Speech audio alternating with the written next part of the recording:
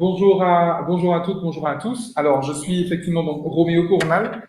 Je suis coach de vie, je suis praticien en thérapie brève et je suis formateur spécialisé en neurosciences appliquées. Alors, aujourd'hui, on va parler quand science et spiritualité se rejoignent.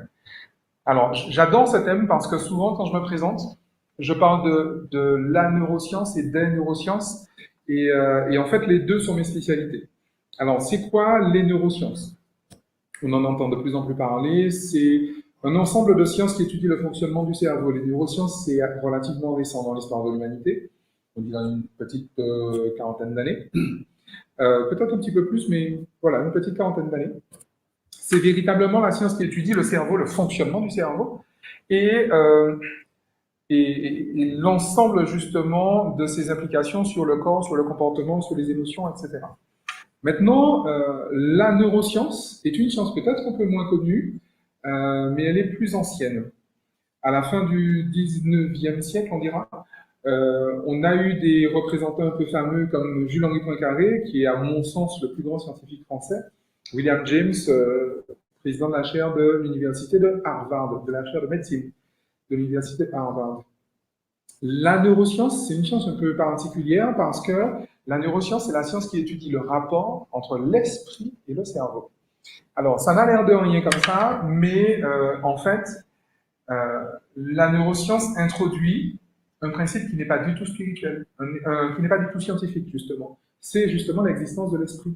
L'esprit n'est pas un fait scientifique. Pourquoi? Parce que le fait scientifique, par définition, est mesurable, il est prouvable et il est démontrable. Or, l'esprit n'est pas du tout démontrable, il n'est pas du tout mesurable, il n'est pas du tout prouvable en fait. On en fait l'expérience pourtant, hein, mais certaines personnes sont persuadées d'être des esprits, d'autres diront qu'elles ont un esprit, mais vous serez bien incapable de le mesurer. Donc en fait, l'esprit n'est pas un fait scientifique. La neuroscience n'a aucun problème avec ça. Pourquoi? Parce que le, le, la neuroscience, en fait, dit par Jules-Henri Poincaré, toujours lui, que la vie est de l'ordre du tout. Si on considère que la vie est le tout, la science est une partie du tout. D'accord? Donc, il est complètement vain et il serait absurde de tenter de faire entrer le tout dans la partie.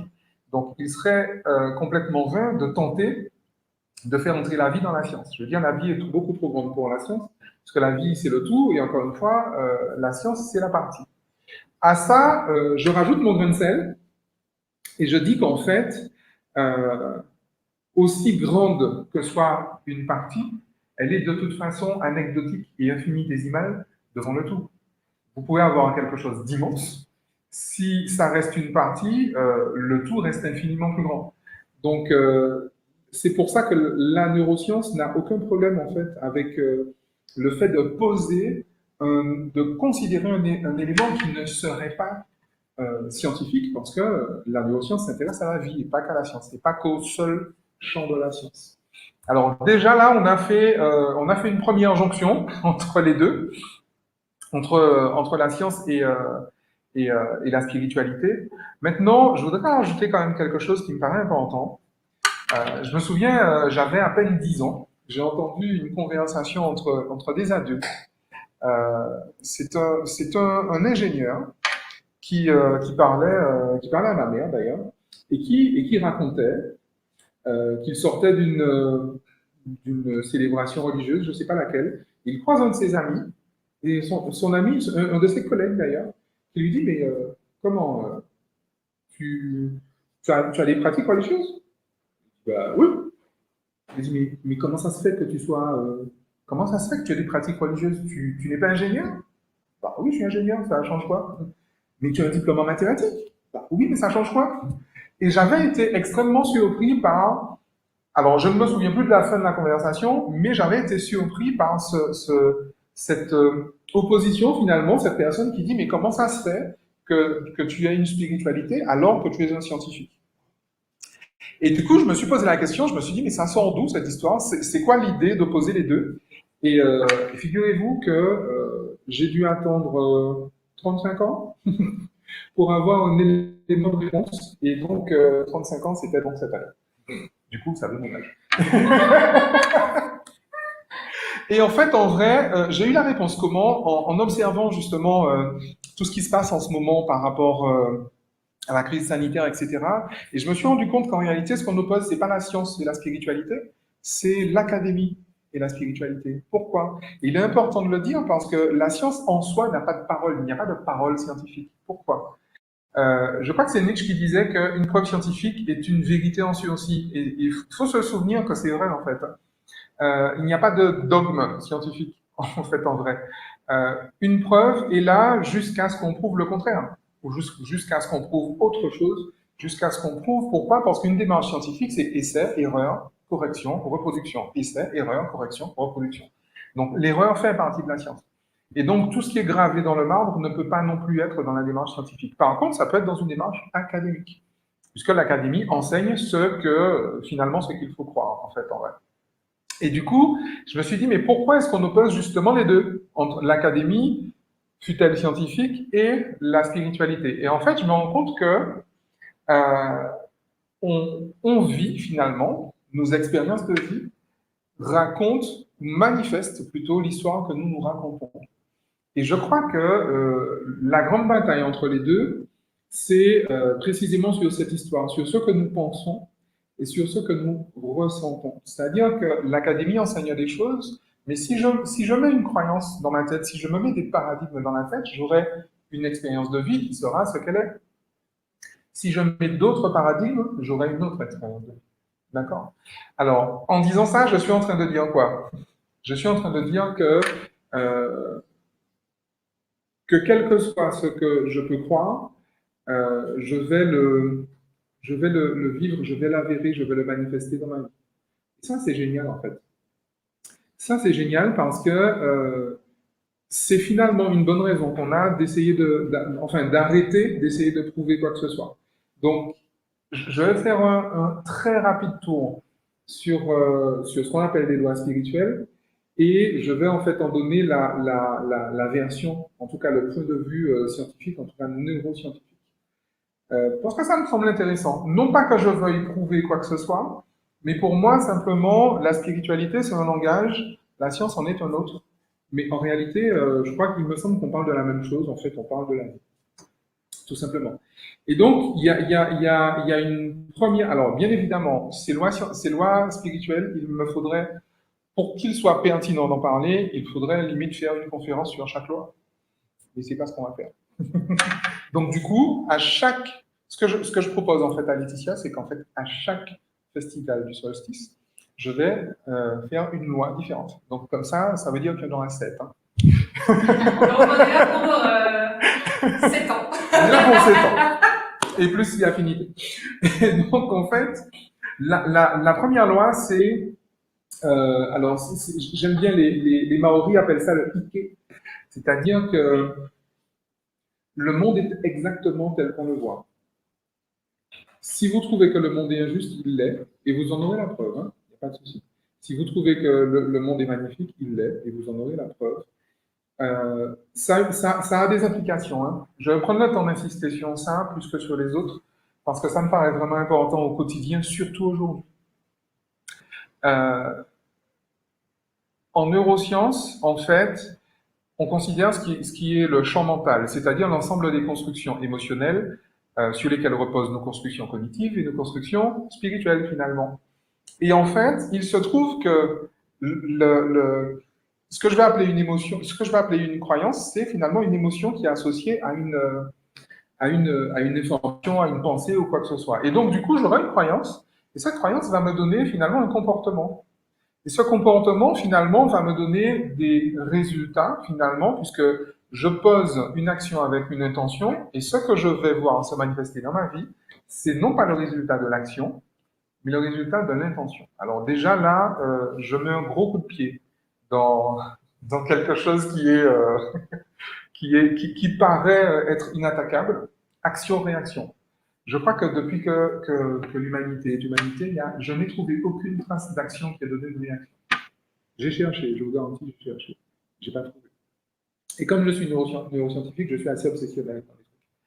Je n'ai pas trouvé. Pourquoi une action ne donne pas de réaction? Parce que c'est précisément l'intention qui donne la réaction. En fait, nous autres êtres humains, lorsqu'on pose un acte, on a toujours une intention, finalement. Et même si l'intention est justement de ne pas en avoir, ça reste une intention. Et du coup, ce qui va se passer, c'est quoi? C'est que je vais vivre effectivement les résultats de cette intention que j'ai posée. Là où c'est extrêmement intéressant, là où c'est particulièrement difficile pour beaucoup, c'est que la majorité de ces intentions sont totalement inconscientes. D'accord? Je vais prendre un exemple extrêmement simple. L'exemple que je prends le plus souvent, d'ailleurs. Je ne sais pas pourquoi, il faudrait que je change, d'ailleurs. Je vais changer. Vous avez deux voitures qui sont arrêtées au feu rouge. Extérieurement, vous voyez deux voitures arrêtées au feu rouge. Okay?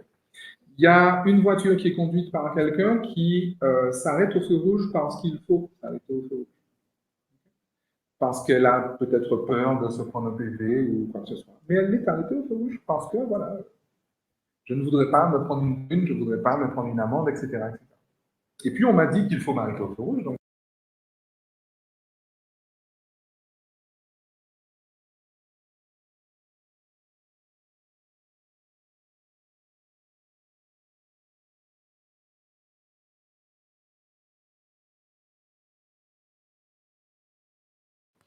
ah, ça y est. On a perdu Roméo. On a perdu. Je parle trop, c'est ça? Non, c'est intéressant surtout. Ah, c'est le coude, c'est le coude. Ah oui, j'ai le bras long, c'est ça le truc. Donc je m'éloigne. Je m'éloigne.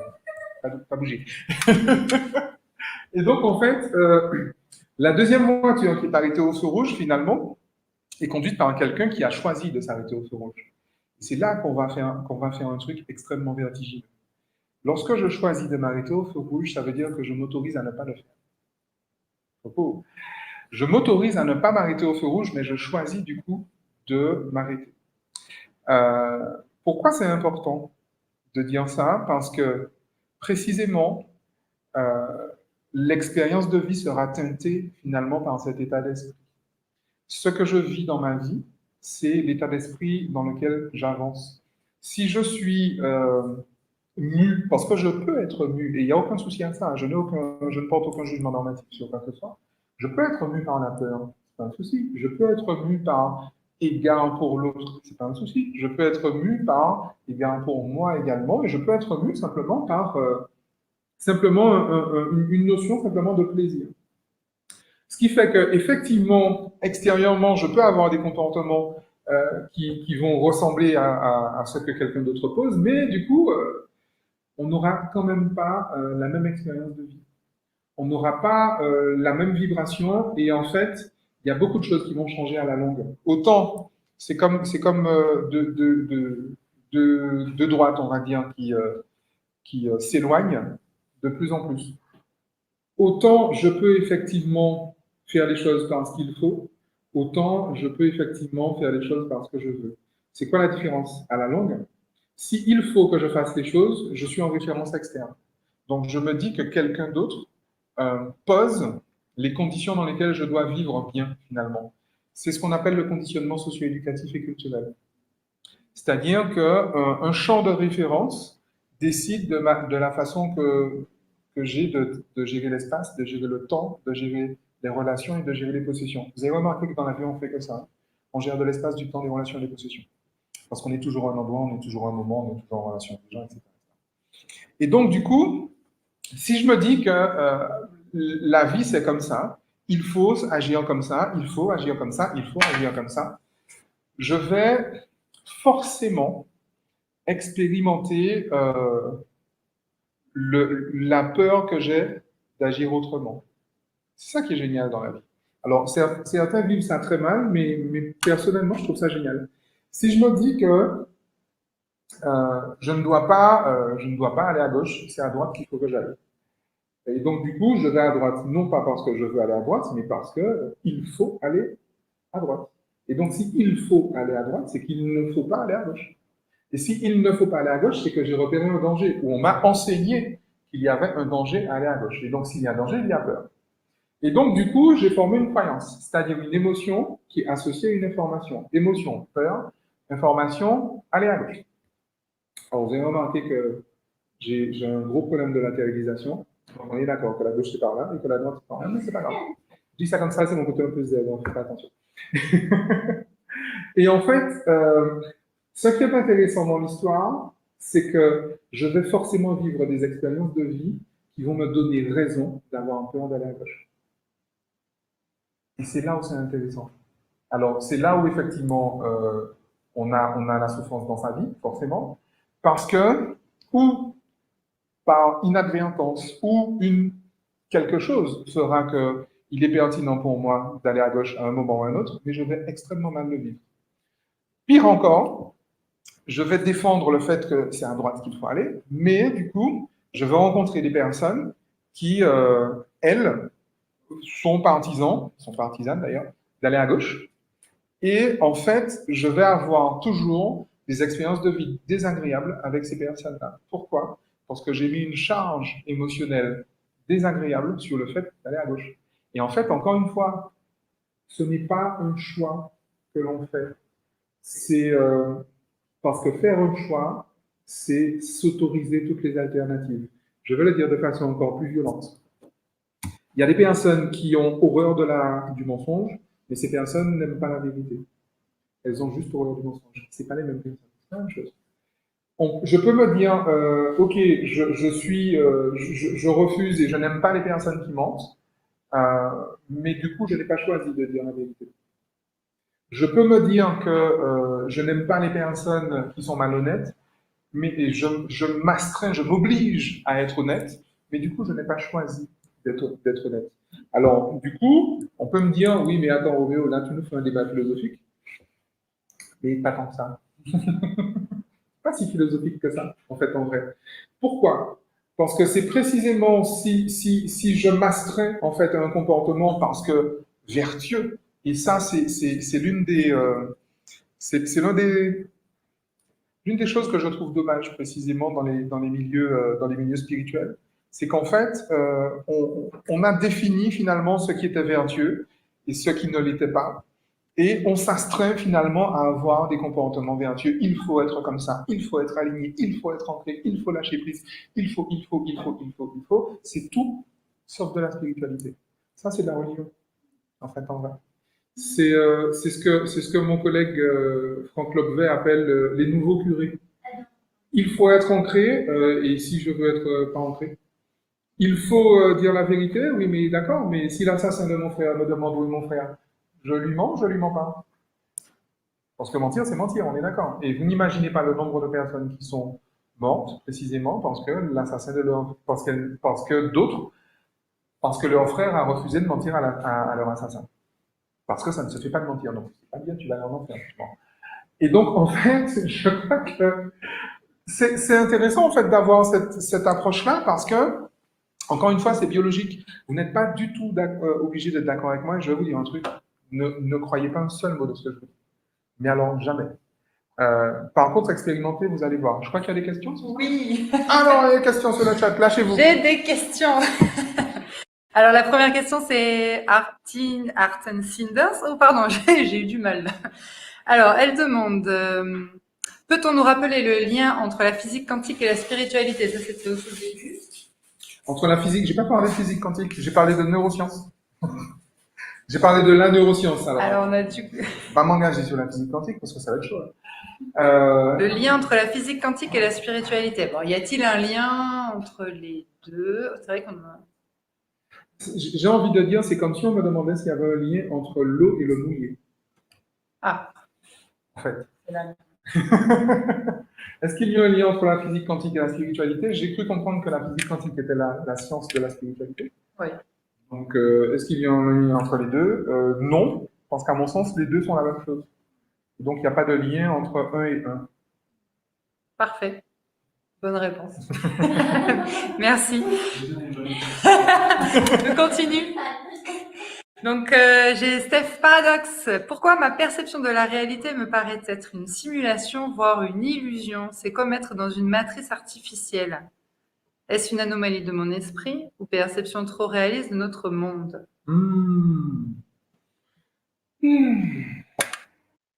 J'adore la question. Ah, Pourquoi est-ce que ta perception, pour une raison très simple, c'est que nous vivons dans un univers simulé.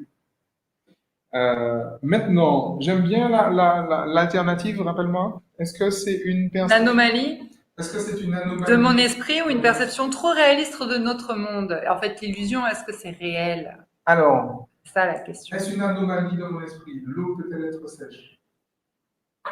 D'après les alchimistes. Bon, alors c'est pas mal, hein? En fait, en vrai, il ne peut pas y avoir d'anomalie. Je veux bien regarder la suite de la question, je veux bien. Il ne peut pas y avoir d'anomalie dans l'esprit, en fait, en vrai. C'est ça le truc.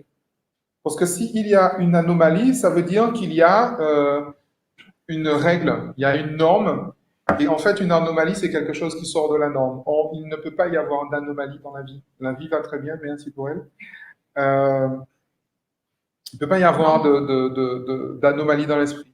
Et de l'autre côté, elle m'a dit, est-ce que c'est une perception trop réaliste du monde? Pareil, tu es en référence externe. Pourquoi ce serait trop réaliste? À partir de quand tu quittes le réaliste pour être trop réaliste? Qui t'a dit? Parce que s'il y a un moment où tu bascules de l'un à l'autre, c'est que quelqu'un te l'a dit. Hein. C'est forcément un apprentissage.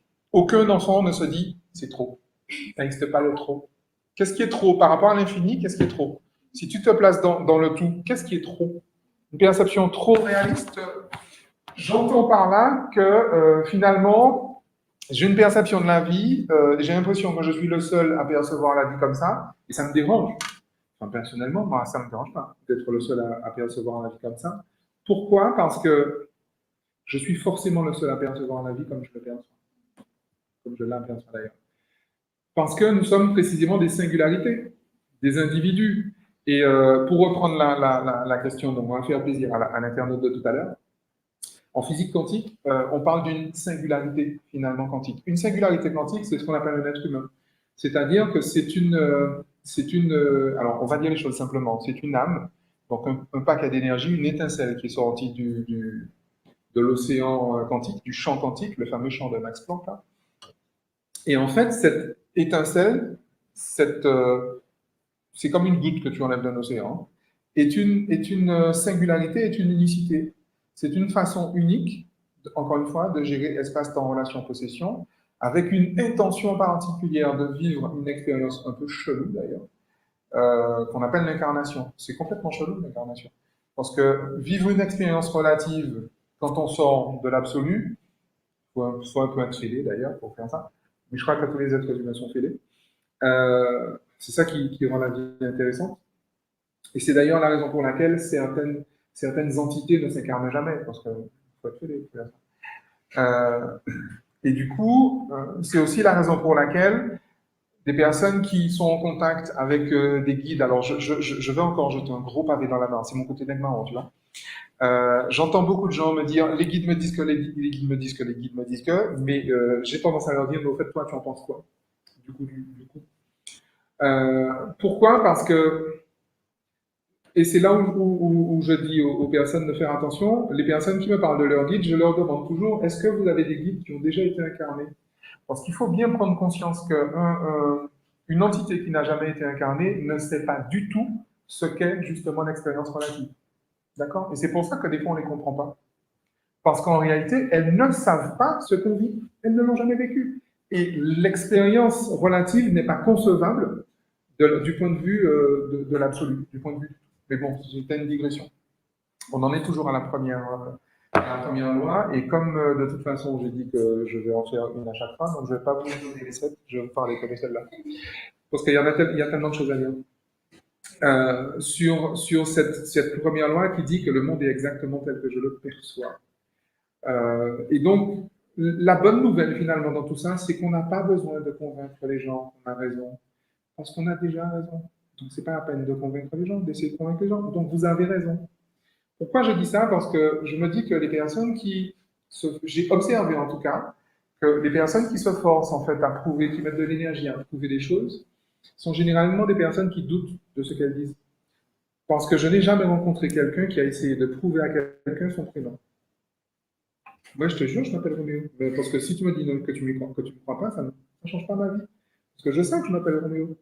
Mais je sais que tu t'appelles Jean-François, je sais que tu t'appelles Olivier. Mais si moi je viens te dire, ah non, mais en fait, non, tu t'appelles pas Olivier. Mais tu t'en fous, en fait, en vrai. Parce que tu sais que, et en plus, tu as décidé, ok, je m'appelle Olivier, point barre.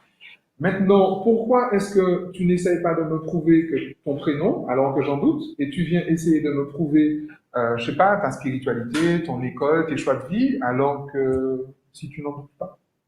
C'est quoi le plan? C'est quoi le plan? Alors, il y a autre chose, effectivement, qu'il est important de dire par rapport à cette loi.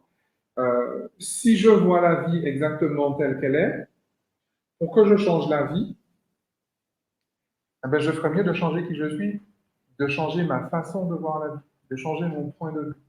Alors, il y a un scientifique que j'aime bien, c'est pas un scientifique d'ailleurs, n'importe quoi, c'est un philosophe, Arthur Schopenhauer, qui dit que toutes les idées révolutionnaires passent par trois phases. Elles sont d'abord perçues comme étant stupides, puis perçues comme étant dangereuses, puis perçues comme étant évidentes. Alors, c'est bien, bien joué Arthur, mais en fait, là où je vais mettre mon grain de sel, c'est que toutes les idées ne sont pas révolutionnaires, certes. Par contre, tout ce que peut produire un être humain, tout, et dans tout il y a tout, hein. Et je rappelle qu'il n'y a rien qui ne soit dans tout.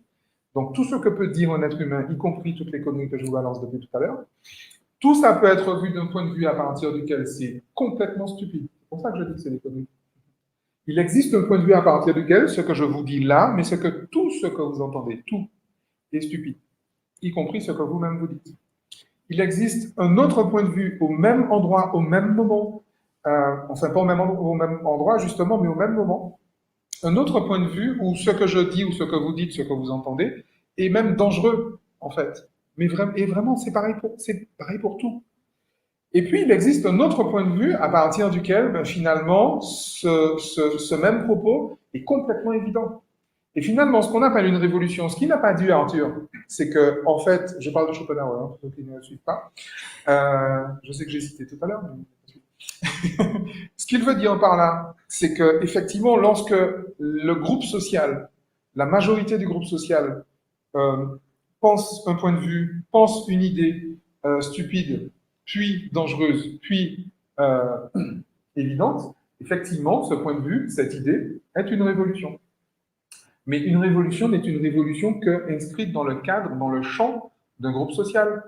Parce que jusqu'à présent, je sais pas, la démocratie, le droit de vote, le vote des femmes, ou ce que vous voulez, des choses qui ont été des révolutions, le frigo, parce que même les révolutions technologiques, le réfrigérateur, le micro-ondes, pour certains groupes sociaux, ce sont des ignominies, des aberrations. Et n'essayez pas de chercher la vérité dans tout ça, en fait, en vrai. Et c'est ça aussi le gros point, finalement, de cette première loi spirituelle. La vérité, et pourtant, ça fait longtemps qu'on le dit, hein. Il y a des gens qui cherchent la vérité, je me demande bien pourquoi.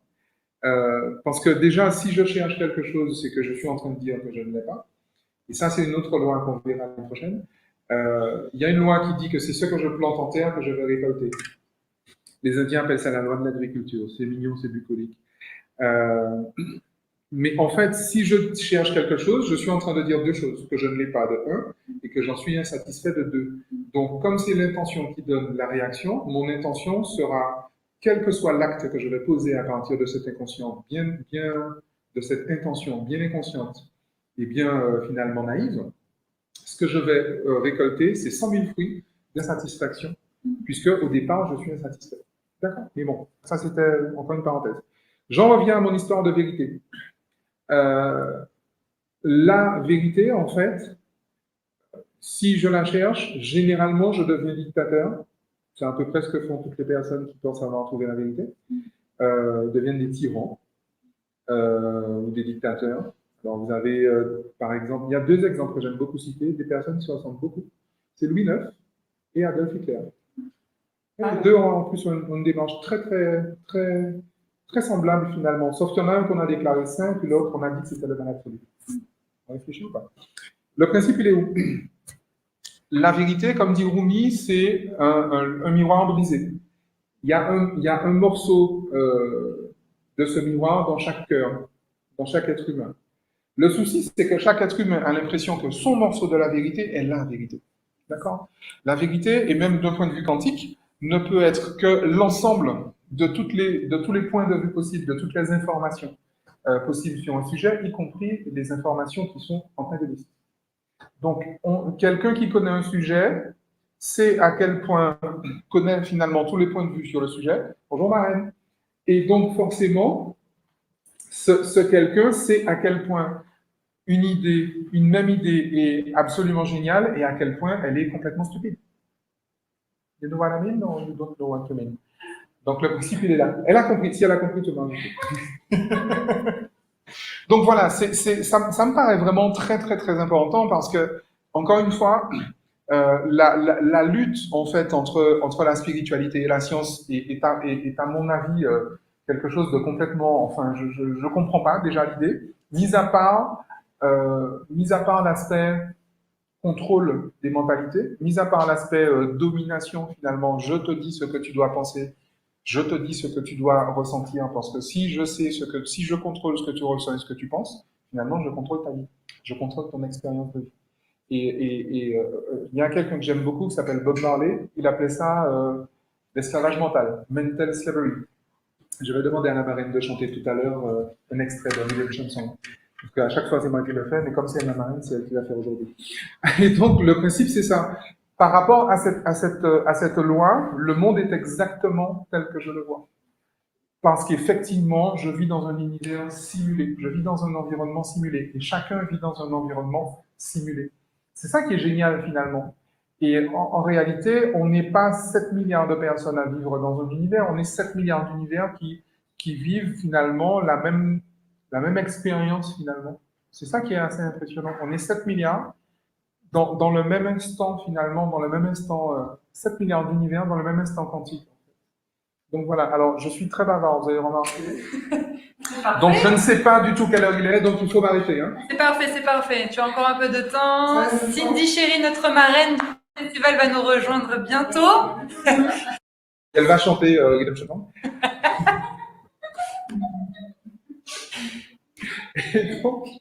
Et donc, il y a des questions où les gens sont complètement affolés. Non, ils sont là. Alors, je pense comme il n'y a pas de questions, ils sont sûrement affolés. Donc, soit tu répètes avec des mots plus simples, ou dites-nous tout. Alors, dites-moi, parce que en plus, vous avez remarqué, j'ai un certain, je suis comme les enfants en fait. C'est mon côté enfant. Quand un enfant est heureux, il parle vite. Ah ouais. Oui. Et donc, du coup, j'ai pas aussi. Voilà. Donc, du coup, j'ai tendance à parler vite, mais je peux le reprendre très doucement. Donc, on peut reprendre de façon un peu plus lente la première loi naturelle qui dit que le monde est exactement tel que je le perçois. Et donc, j'ai complètement raison de penser que le monde est comme il est. Donc, je n'ai pas besoin de convaincre l'autre que j'ai raison, puisque je sais déjà que j'ai raison. Et comme c'est pareil pour l'autre, je n'ai pas besoin de convaincre l'autre de mon point de vue, parce qu'il a déjà raison de son point de vue. D'accord? Ce qui va... Ah, Hélène, tu as une question?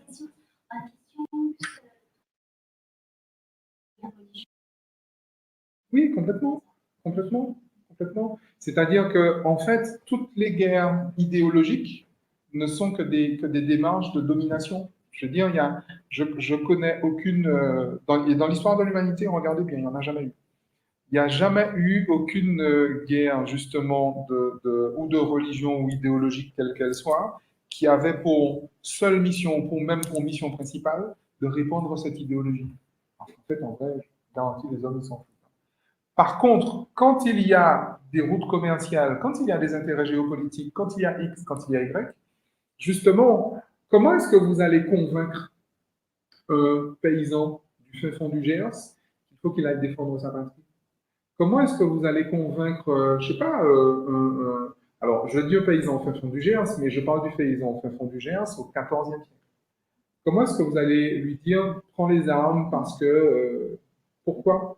Pourquoi est-ce que, parce que vous pensez bien que c'est jamais les dirigeants qui font la guerre. Comment est-ce que vous allez réussir à convaincre quelqu'un qui est dans sa vie quotidienne, puis en plus un terrien, qu'il faut qu'il s'engage dans l'armée, qu'il faut qu'il devienne chevalier, qu'il aille reprendre Jérusalem? Pourquoi faire Jérusalem en fait? Pourquoi aller chercher le Graal si justement je lui raconte pas que justement c'est Dieu qui a dit de le faire? Et c'est ça qui est important. Et c'est d'ailleurs pour ça que l'Académie et finalement les religions s'oppose, parce que si vous voulez dire à quelqu'un de faire quelque chose, vous aurez beaucoup moins de mal à le convaincre si vous lui dites que c'est Dieu qui lui demande. Parce que Roméo, quand on arrive et puis il vous dit, tiens, fais ça. Ouais, d'accord. Mais si je suis suffisamment, j'ai presque envie de dire pervers, hein? Allez, on va dire investi. Alors, le mec qui met comme synonyme pervers investi. Ça demande une psychanalyse, ça, moi je dis. Donc, si je suis suffisamment pervers ou investi, mais je crois que tous les pervers sont investis, tu as raison. Je dois être très pervers maintenant. Si je suis suffisamment pervers ou investi, je vais effectivement faire un storytelling et arriver à persuader l'autre. Alors déjà, le convaincre. Il y a une différence entre convaincre et persuader. Convaincre, c'est faire changer d'avis. Persuader, c'est faire changer de comportement. Donc, je vais convaincre l'autre que ce n'est pas moi qui ai dit, mais c'est Dieu. Et du coup, je vais plus facilement le persuader de changer son comportement, donc de prendre les armes. Alors, c'est quelque chose de complètement humain. Je ne suis pas en train de poser quelques jugements normatifs là-dessus, parce que même des règles sanitaires, par le passé, ont été englobées et introduites dans des pratiques, finalement, en tout cas dans des recommandations religieuses. La consommation du porc, les ablutions ou des choses comme ça. Vous dites aux gens, ouais, lavez-vous les mains, lavez-vous les mains. Même les médecins, vous savez qu'il n'y a pas 2 siècles, hein. Il y a un médecin qui a recommandé, alors encore une révolution, aux personnes, aux praticiens de se laver les mains. Pourquoi? Parce que elle avait repéré qu'un praticien, par exemple, qui faisait comment on appelle ça? Une autopsie. Il fait une autopsie aujourd'hui, enfin maintenant, et 1 heure après, il va faire un accouchement. Il se lave pas les mains, les gars. Et du coup, il y a un médecin dont j'ai oublié le nom, qui a justement fait le rapport entre le taux de mortalité infantile et le fait que les gens se lavent les mains ou pas. Que les praticiens se lavent les mains. Ça a l'air loin, hein, ça me paraît curieux. Hein. Mais pareil, hein, ridicule, stupide, dangereux, évident. Et figurez-vous que ce médecin a été complètement, alors il s'est fait lyncher. Qu'est-ce que tu racontes, machin, etc., etc. Effectivement, au départ, ça a été vu comme étant stupide de laver les mains. Et puis on lui a même dit que c'était dangereux finalement. Et jusqu'à ce qu'aujourd'hui, ça nous paraissait évident que, bon, si tu fais une autopsie que tu dois faire un accouchement après, il vaut mieux que tu te désinfectes, que tu prennes du gel hydroalcoolique, tu vois. Mais en réalité, quand vous regardez bien, dans les civilisations ancestrales, ces règles sanitaires-là, en fait, faisaient partie justement d'une pratique spirituelle, d'une démarche spirituelle et même d'une pratique religieuse. D'où les ablutions, par exemple, dans le monde arabo-musulman et même dans d'autres, dans les sociétés animistes africaines ou les civilisations ancestrales animistes ou encore même les peuples précolombiens, la civilisation précolombienne. Il est nettement plus facile, finalement, en termes de storytelling, de dire, écoute, c'est Dieu qui a dit, pour convaincre et persuader. Alors aujourd'hui, on a remplacé Dieu par l'académie. C'est la science qui a dit que. C'est pour ça que, en fait, quand vous avez une discussion avec les gens, ils vont dire, mais non, la science a dit que. Comme si la science avait parole de vérité. Et c'est là qu'on a oublié cette phrase de Nietzsche qui dit que toute preuve scientifique est une vérité en sursis. C'est aussi vrai que c'est con. En fait, en vrai. Donc du coup, c'est aussi stupide qu'évident, c'est aussi stupide que dangereux. Après, le gros avantage en fait dans l'histoire, c'est qu'en fonction du point de vue à partir duquel je vais regarder le monde simulé finalement autour de moi, j'aurai une expérience de vie. Et donc, la grosse recommandation de cette première loi spirituelle, c'est que, encore une fois, si je veux changer de réalité personnelle, je n'ai pas d'autre choix que de changer de personnalité. Mais je n'ai pas d'autre choix. Parce qu'autrement, je fais ce qu'on appelle un carnaval. J'ai une question d'un internaute. Oui. Jérôme Idil qui demande « Roméo, selon toi, à quoi ressemblerait le monde si tout le monde sur cette planète conscientisait et appliquait cette première loi spirituelle ?» Ce serait moche. Ce serait bien moche. J'en sais absolument rien. J'en sais absolument rien parce qu'en fait, en vrai, la loi... En fait, tu es en train de me dire que la loi ne s'applique pas. Or, je ne te parle pas d'une croyance, je te parle d'une loi, Jérôme. Je ne suis pas en train de te dire que c'est comme le coup de la loi d'attraction, activer la loi d'attraction. Mais à quel moment est-ce qu'on active une loi, les gens? Je ne sais pas si vous avez compris ce que je viens de vous dire. C'est-à-dire que une loi naturelle est une loi naturelle. Le monde, le monde est exactement tel que chacun le voit, que tu y crois ou pas, ça fait pareil. C'est-à-dire que, après, si tout le monde conscientisait que le monde était exactement tel qu'il le perçoit, ben, j'en sais rien. Je ne vois pas l'intérêt du coup de l'expérience d'incarnation, mais bon, ça pourrait être sympa ou ça pourrait être moche, je ne sais pas. Très clairement, je ne sais pas. Parfait. Tu veux continuer ou j'ai encore une question? Vas-y, On change question. de sujet. Donc, c'est Titounette Moi qui demande si tu accompagnes les personnes détectées à haut potentiel. Je fais que ça. Et d'ailleurs, j'accompagne même les personnes qui ne sont pas détectées à haut potentiel. Euh, Parce que, alors, j'ai un avis là-dessus. Hein. D'ailleurs, qui rejoint cette loi. Hein. Pour moi, en fait, il y a des personnes qu'on détecte à haut potentiel, mais il faut bien que vous preniez en considération ce point de vue selon lequel on ne devient pas au potentiel. On est au potentiel et on devient normopensant. D'accord? La normopensance est la conséquence de la blessure narcissique. La blessure narcissique, c'est la peur de mourir par un manque d'attention. Je te vois. La blessure narcissique provoque ce qu'on appelle la dépression infantile précoce. C'est une compulsion comportementale qu'on a finalement à prouver à l'autre qu'on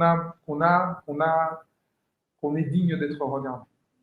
D'accord? Donc ça veut dire qu'en fait, cette dépression infantile précoce va faire que j'aurai un comportement, je vais montrer à l'autre que je gère l'espace, le temps, les relations, les possessions comme il veut que je le fasse. Et donc, du coup, comme je me conforme, il va me donner son intention.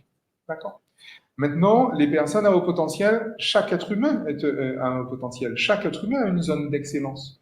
Pourquoi? Parce que l'excellence telle que je la définis, et telle que l'a définie, me semble-t-il, la neuroscience, c'est le fruit du moindre effort. J'ai jamais vu un poisson faire un effort pour nager. Je n'ai jamais vu un oiseau faire un effort pour voler. Par contre, je vois des gens faire des efforts pour faire des métiers. Je me demande pourquoi d'ailleurs. Je n'ai jamais fait d'effort pour parler. Ça se voit. Euh, par contre, j'ai dû faire énormément d'efforts pour me taire. Parce que, effectivement, quand j'étais gosse, on me disait arrête de te faire remarquer. Et du coup, ce conditionnement socio-éducatif, je sais que ça ne se voit pas, mais a fait de moi, effectivement, a fait de moi, il était une fois, euh, un timide pathologique. J'ai guéri entre-temps, vous avez vu. Mais comme ça, on peut guérir de tout. Mais vraiment, et j'ai vraiment dû faire des efforts pour précisément ne pas parler quand j'avais envie de parler, comme j'avais envie de parler, et le deuil à faire, le travail de déconditionnement à faire pour sortir de ces injonctions et des empreintes traumatiques à l'intérieur, c'est un truc de dingue. Mais en réalité, la vie ne vaut la peine d'être vécue que comme ça, en fait. Donc oui, j'accompagne les personnes détectées, mais j'accompagne aussi les personnes non détectées. Parce que je peux même accompagner un normopensant, parce qu'un normopensant, c'est quoi? C'est quelqu'un qui refuse de croire qu'il est au potentiel. Enfin, peut-être quelqu'un qu'on a convaincu qu'il n'avait pas de haut potentiel. Question. Ah, vas-y. Vas-y. Et on est bien d'accord que du coup, cette notion de HP, comme ils les appellent aujourd'hui, en fait, c'est juste une labellisation supplémentaire qui réduit le champ de conscience, en fait. Clairement. Et qu'on met des étiquettes, alors comme tu dis, on est tous des HP Bien sûr. en force ou endormis, et non conscients. Bien sûr. C'est-à-dire que le haut potentiel est une notion complètement relative, en fait. Mais si, viens, je me sentirai moins seul. Viens là. Ou tu passes derrière, comme ça, tu feras un beau, tu vois, un beau... Représente-toi. C'est quoi la question? Pardon, je répète la question. Oui. Oui, ok. Oui, en fait, effectivement, ça trouve beaucoup de résonance et je voulais préciser, te questionner sur le fait que cette notion de HP Et en fait, juste une étiquette supplémentaire à laquelle les gens s'identifient ou non, mais qui, en fait, ça réduit le champ de conscience des gens qui, au final, sont dans le déni de cette capacité qu'on a tous à être des HP en puissance, finalement. Et c'est précisément la raison pour laquelle beaucoup de personnes trouvent cette affirmation HP prétentieuse. Comme si, comme si il y en a qui ont des hauts potentiels et puis il y en a d'autres qui sont des stupides. Alors qu'en réalité, non. Et finalement, ma démarche par rapport à ces personnes qui ont été détectées finalement HP, et même encore une fois celles qui ne l'ont pas été, hein, parce que, voilà, c'est qu'elles se souviennent justement de qui elles sont. C'est mon leitmotiv. C'est vraiment mon. D'ailleurs, c'est ce que vous allez voir écrit en gros sur mon site. C'est la première chose qu'on voit sur mon site. On ne devient pas, on se souvient qu'on est. Et finalement, un HP, pour qu'il soit heureux, il faut simplement qu'il se souvienne que son haut potentiel est lui. Et donc qu'il se débarrasse de toutes les interférences, finalement, qui divisent son potentiel. C'est ça, et moi j'appelle même, je veux dire, se rappeler en fait. Et souvent, j'ajoute à ça l'acceptation. Complètement. Mais en général, ça vient ensemble.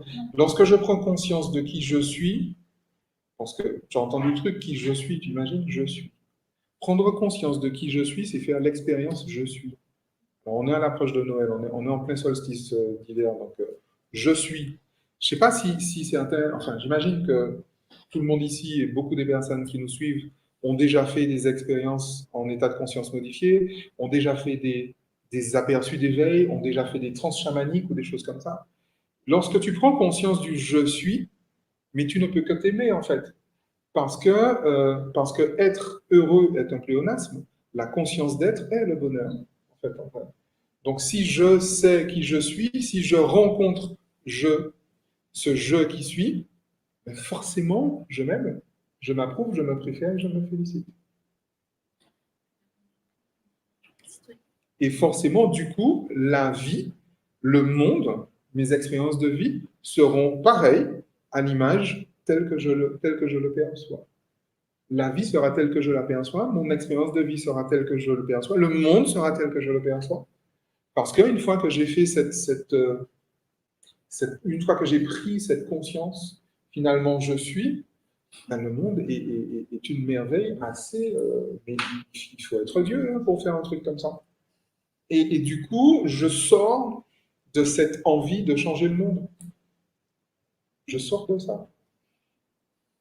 Je suis dans la gratitude que le monde est beau. Alors, sans être bisounours, hein, parce que effectivement, dans la souffrance, finalement, je vois la vie. Quand je vois quelqu'un qui souffre, et même quand moi je souffre, je me dis, mais punaise, il faut vraiment être vivant pour souffrir autant. C'est d'ailleurs mon expérience, en tout cas la plus forte. Je la raconte dans une vidéo que j'ai appelée La nuit noire de l'âme. Je raconte ma nuit noire de l'âme. C'est à un moment où effectivement j'avais envie d'en finir, je souffrais physiquement tellement que même comme dans les cauchemars, tu sais, tu cries mais il n'y a aucun son qui sort, sauf que je n'arrivais pas. Et dans cette intensité, mais énorme, très douloureuse, mais énorme, il y a un truc, je prends conscience que je suis en vie. Je suis.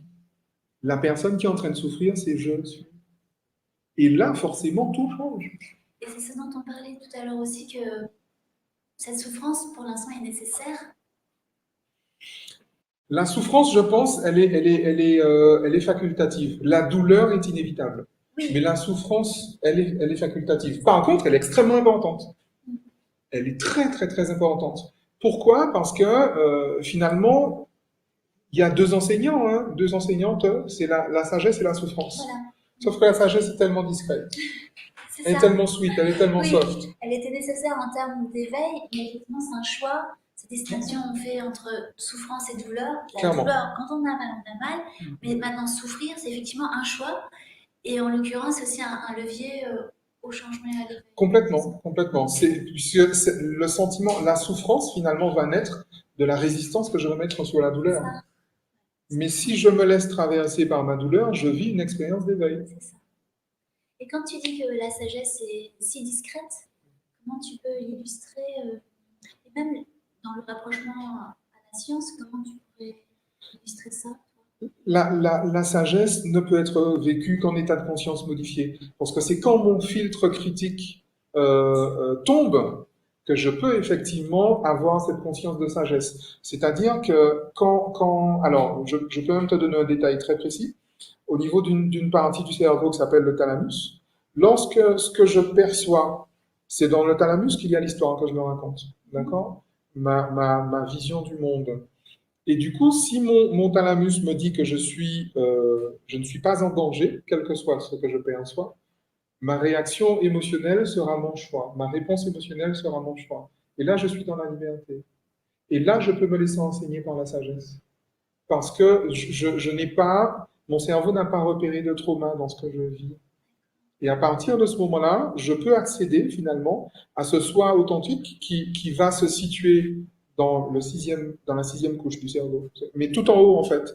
Mais pour le coup, pour que l'information arrive jusque-là, il faut que cette information ne soit pas teintée d'une réaction émotionnelle violente. Et ce que tu définis toi comme état de conscience modifié, c'est quand on est dénué justement de ces prismes, de ce filtre, de ces couches d'oignons émotionnelles. En tout cas, c'est la conséquence. Si tu veux, les états de conscience modifiés, c'est là en ce moment, si on avait un ECG sur la tête, on serait entre 14 et 17 Hz au niveau du cerveau. Ça correspond en fait aux fréquences du cerveau. Parce que là, c'est le bêta, ce qu'on appelle le bêta. Si je descends en alpha, en fait, déjà, donc je descends entre 7 et 14 Hz, déjà, en fait, je serai dans une certaine relaxation. D'ailleurs, lorsque j'arrive à 10 Hz 1, mon corps sécrète de la sérotonine. D'accord? Il faut être en alpha pour sécréter la sérotonine. Et après, je descends en θ, après, je descends en delta. Et c'est là que je peux avoir l'expérience, je peux même descendre à epsilon. Et quand tu dis que tu descends, tu le descends toi de manière consciente ou tu... Alors, il y a les pratiques, il y a plusieurs façons de le faire. Il y a des pratiques, effectivement. Il y a des plantes, l'ayahuasca, etc. Oui. La méditation, l'hypnose, enfin, voilà, il y a énormément de choses. Je rebondis parce que juste après toi, il y a Lauren Chelza, hypnothérapeute, donc, qui connaît très bien d'ailleurs ces phases-là que tu expliques. Et effectivement, c'est ça l'avantage de l'hypnose, c'est que du coup, le fait de descendre les fréquences du cerveau, le filtre critique justement et le souvenir traumatique, finalement, à un moment, il s'interrompt. Parce qu'en delta, on n'a pas de souvenir traumatique. Le cerveau ne fonctionne pas assez fort pour ça. Et j'ai eu l'occasion de faire des mesures avec l'équipe du docteur Joe Dispenza, avec l'Institut HeartMath et l'Institut Wellness Institute, des choses impressionnantes. Et j'ai vu des mesures, je ne voulais pas y croire en fait. Un cerveau à 0,9. Tu imagines? Je me dis, mais attends, mais la nana, elle est morte. Mais en fait, elle n'est pas morte. Parce que autant son activité cérébrale est quasi plate, autant son activité électrique, alors faut voir ça, on se dit, non, c'est juste pas possible. On est sur de 4 millions de millivolts, en fait. Et c'est à ce moment-là, en fait, que cette personne vit ce qu'on appelle une tranche chamanique, une expérience mystique, en fait, en vrai. Mais il y a une biologie, en fait, de l'expérience mystique. C'est pour ça que toutes les traditions ancestrales ont ces exercices, ont ces pratiques, ont également y compris ces pratiques sanitaires, j'ai envie de dire. Parce que tu ne peux pas être dans un état comme celui-là, avec ton corps en sécurité, si tu as des infections, si tu as des inflammations, etc. etc. Et c'est pour ça qu'effectivement, l'Ayurveda, le yoga, mais l'essénisme aussi, tout autant, et pareil dans le monde arabo-musulman, et encore plus, j'ai envie de dire, les précolombiens, les civilisations précolombiennes, vivaient complètement dans cet état-là. Et les civilisations animistes ancestrales. Parce qu'en réalité, pour être en communion avec cette nature, pour être en communion avec et la matière et l'esprit, il convient précisément d'être finalement cristallin. C'est aussi la quête alchimique. Un vecteur neutre. En fait, en vrai. Un vecteur neutre, comme tu dis. Neutre et conscient. Oui. Neutre mais conscient, ou conscient mais neutre, comme tu l'entends. Il y a d'autres questions? Parce qu'en plus, tu me mets en mode conversation, ça peut durer 4 heures. Hein. Il n'y a pas d'autres questions, mais si notre marraine, Cindy Chéri, veut se joindre à cette table ronde, dans 10 minutes, on va aussi retrouver Lauren Schelza, hypnothérapeute, un petit peu tous ensemble.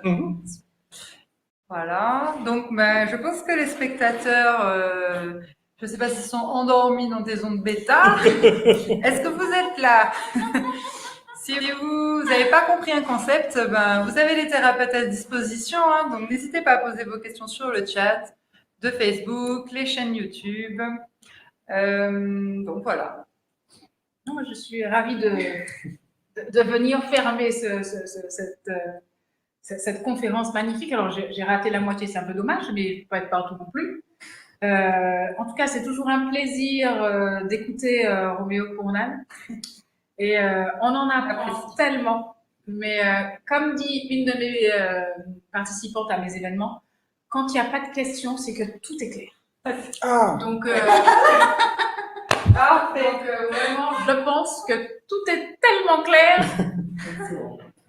Mais non, ravi. Et c'est ça qui est intéressant, c'est-à-dire que même quand on finit jamais d'apprendre. Et il y a toujours, comme je dis, n'oubliez jamais que vous avez toujours plus que vous, mais en fait, on apprend de tout le monde et on apprend tout le temps. Et c'est vrai que c'est vraiment très intéressant. Alors, c'est un dictionnaire, hein, je prends plaisir parce qu'il y a des gens qui aiment ça et j'en fais partie. Et c'est vrai que quand on a la chance d'avoir cette quête permanente de connaissances, de savoir, d'apprenance, hein, presque, c'est une délectation. Moi, je me régale d'écouter. Franchement, je suis. Enfin, c'est toujours le même émerveillement d'être à ses côtés et de l'écouter nous distiller sa science. Merci. Et donc sa spiritualité. Mais ah oui, alors qu'on comprenne pas ou pas, c'est pas le plus important. Le tout, c'est de pouvoir avoir l'esprit suffisamment ouvert pour écouter le message qui est délivré et de voir comment on peut piquer ça et là, ce qu'on pourrait déjà retenir, peut-être même, comme je disais ce matin, mettre en pratique. Et je dis que le plus important dans ça, au-delà de comme j'aime à dire, hein, de la substance, de l'essence que c'est en termes de discours, c'est de voir qu'est-ce qu'on en retient, qu'est-ce qu'on garde et avec quoi on repart et surtout qu'est-ce qu'on met en pratique. Moi, pour moi, quand on a tout le package, c'est plus au jus. Mais le plus important, c'est qu'est-ce qu'on retient de tout ça. Qu'est-ce que je peux mettre en place moi pour justement travailler en sophroliminal, pour voir comment je peux justement sécréter de la sérotonine, comment je peux mieux gérer mon stress, comment je peux faire le pont, justement le lien entre conscience et spiritualité et est-ce que je suis moi-même prête en fait, ou prêt à m'ouvrir en fait à ces champs de l'univers-là, ces champs de conscience-là, ces champs de connaissance-là et comment surtout ça résonne chez moi. Je pense que c'est ça le plus important. Donc, notre hypnothérapeute est déjà là. J'ai une question sur le chat, alors je ne sais pas, on peut faire les deux en même temps. Lauren Schelza. La marraine cède toujours sa place. La marraine cède la place. Ah, toi aussi? Roméo Cournal, il ne va pas se retrouver tout seul, puisque Lauren est là. Ah oui. En parler Merci beaucoup. Avec grand plaisir. Mais du coup, mets-toi là, parce que comme ça, je pourrais partir discrètement, tu sais. Lauren Schelza, hypnothérapeute. Je pourrais rentrer discrètement. Oui, c'est vrai que là, on fait avec ce qu'on a comme moyen. On n'a pas les coulisses, quoi. La prochaine fois, on aura les coulisses. Donc, Lauren Schelza, donc c'est vrai que juste avant, avec Roméo Cournal, on parlait des ondes bêta et de l'hypnose. Et te voilà, compare enchantement. Merci Cindy Chéri, notre marraine et coach aussi qui rebondit toujours. Merci Catherine, notre coach de vie, qui était là ce matin toute la matinée. Oh. Ah oui. Et donc, en fait, il y a une dernière petite question, comme ça on va pouvoir avancer et échanger. Qu'est-ce que l'étude d'expérience de mort imminente a apporté? Aussi, ça te parle. Je crois que alors, ça a apporté énormément de choses. les études que j'ai suivies justement avec l'équipe du docteur Joe et Anita Mourjani, par exemple, Anita Mourjani qui a une expérience assez impressionnante, cancer, stade terminal, et elle fait une EMI, elle fait une expérience de mort imminente, et suite à cette, je crois que l'expérience a duré 40 minutes. Parce qu'en fait, ça dure toujours très peu de temps finalement, même si on a l'impression d'avoir vécu des vies entières. Puisque le rapport au temps n'est pas le même. On est aux frontières du temps. Et en fait, elle est revenue de cette expérience de mort imminente en rémission totale, générale et définitive. Ouais. Du stade terminal du cancer à la parfaite santé. Elle a sa chaîne YouTube, oui, absolument. Elle a fait et c'est la raison pour laquelle justement l'équipe de Joe étudie justement très sérieusement les questions de rémission spontanée. Et maintenant, je pense que là où je peux mieux en parler, c'est si je parle de mon expérience à moi. J'en ai fait 2. Et alors, la seconde était volontaire et expérimentale. C'est ça qui est un peu fou, mais ça, on va en parler après. La première était complètement accidentelle. Et par contre, ce que j'ai retenu de ça, c'est quoi? C'est vrai qu'il y a un avant et un après. Mais je crois que ce qu'apporte ce type d'expérience, c'est vrai un regard complètement différent sur soi, un regard complètement différent sur l'autre, et surtout, je crois que c'est un excellent accélérateur de déconditionnement. C'est-à-dire que c'est depuis cette première expérience, alors la seconde encore pire, je me suis relevé et je suis sorti de là en disant, bon, puisque ça peut s'arrêter demain, puisque ça peut même s'arrêter tout à l'heure, je vais faire en sorte que avant que ça ne s'arrête, ce soit comme je veux, en fait. Et ça a été un immense vecteur de déconditionnement. Et je crois que beaucoup de schémas, beaucoup d'injonctions inconscientes ont sauté, mais vraiment en 30 minutes. Mais alors, ça s'est traduit par quoi? Ça s'est traduit par un changement radical de vie, de profession, même de lieu de vie et même de style de vie. Et c'est depuis que je suis devenu digital nomade. Je suis passé de fonctionnaire à entrepreneur, je suis passé de sédentaire à digital nomade, je suis passé de conseiller à consultant, à coach. Ça s'est traduit véritablement. Après la première expérience. Après, tout a été fait après la seconde. Ah, tout a été achevé, j'ai envie de dire, après la seconde. Enfin, achevé. Mais dès la première expérience, ça a été ça mon truc. Mon truc, c'est, mais attends, mais du coup, je préfère vivre maintenant plutôt qu'après. Et du coup, ça m'a sorti du schéma, parce qu'effectivement, je viens un peu de cette éducation très judéo-chrétienne avec le paradis après. Ça m'a sorti de ce schéma-là. Faire des efforts pour atteindre un paradis, ouais, bon. Et du coup, ça change complètement l'histoire qu'on se raconte, du coup. Et dans la vie de tous les jours, ben, ça, j'ai pas envie de le faire, ben, je le fais pas, parce que mes tripes me disent non. Et même si la terre entière me dit oui, ben, mes tripes m'ont dit non. En fait, en vrai. Et je n'ai pas, il y a plus cette pression à la mort, cette pression à tu vas mourir, cette pression à l'enfer, parce que c'était pas une expérience désagréable du tout, en fait. la première ou la deuxième? Les deux. Ah, ça n'a pas été du tout désagréable. D'ailleurs, si je suis revenu, c'est pas moi qui ai choisi de revenir. Parce que je suis arrivé à cet état où je me suis dit, mais en fait, en vrai, on est bien là. Et si je restais? Alors, en toute conscience, hein, parce que je me suis, bien évidemment, j'ai pensé à mes enfants, bien évidemment. Je me suis dit, c'est quand même con de partir avant mes parents. Mais bon. Et puis, je laisse mes enfants, mais je me suis dit, mais de là, je peux veiller sur eux, tout va bien. Et là, j'ai trouvé ça extrêmement agréable. Et du coup, j'étais même plutôt partisan de ne pas retourner. Puis, et c'est là, par contre, si j'ai bien appris quelque chose, j'ai fait l'expérience de l'amour. C'est quoi l'amour? L'amour, c'est un truc qui est tellement grand, c'est un truc qui est complètement, limite, on se sent complètement écrasé dedans. Mais à aucun moment, cet amour ne va bouger un demi-cheveu. C'est ça qui est extraordinaire. Je peux tout faire, mais en réalité, jamais je ne te bougerai jamais. Et en fait, j'ai choisi de revenir. On ne m'a pas dit non, tu pars. On m'a dit tu peux rester, tu peux partir. Et je dis ouais, mais je suis bien là quand même, c'est vrai. Tu peux rester, tu peux partir. Et ça, en fait, même dans la vie de tous les jours, c'est vraiment quelque chose qui est complètement concret. Quand on aime quelqu'un, c'est vrai que quand on vit l'intimité, l'intimité est forcément synonyme de vulnérabilité. C'est pour ça que c'est si difficile à vivre aujourd'hui. Parce que quelqu'un avec qui on est intime, finalement, a tous les pouvoirs de nous tuer en deux secondes, en fait, en vrai. Et tant physiquement que socialement, que tout ce que tu veux. Et pourtant, quelqu'un avec qui je vis l'intimité, c'est quelqu'un qui me respecte tellement que elle peut tout voir, mais elle sourit quand même. Elle peut ne pas être d'accord, mais jamais elle ne me portera préjudice. Et si je retiens une chose d'ailleurs de ces deux expériences, c'est que c'est infini, mais en même temps, jamais cet infini ne me portera aucun préjudice.